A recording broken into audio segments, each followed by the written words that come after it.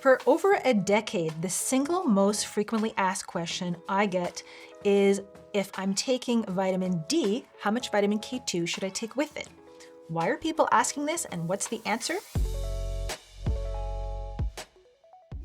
Vitamin D and K2 work together synergistically on a few levels. Vitamin D helps you absorb calcium, but once it's absorbed, the vitamin D has no control over where that calcium goes. It's the job of K2 to guide the calcium towards your bones and teeth and keep it out of soft tissues where you don't want it. So in this way, K2 actually prevents against any potential toxicity from vitamin D. Vitamin D will make you absorb more and more calcium, and that can be problematic. People who take vitamin D over 10,000 IUs per day, for example, can risk having excess calcification.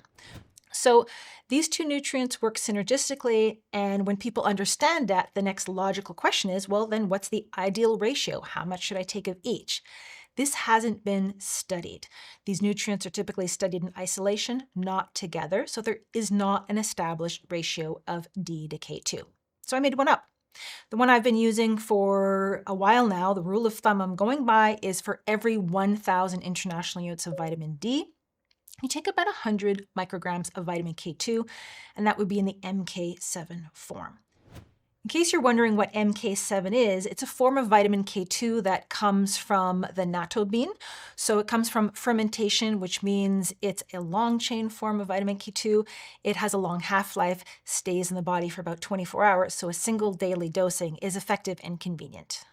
People are sometimes surprised to hear that vitamin D could be potentially toxic.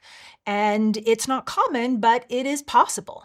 Vitamin D causes you to absorb more and more calcium, and that can get into the wrong places. So although we don't see it often, at doses of over 10,000 IUs per day, you can get into problems with vitamin D.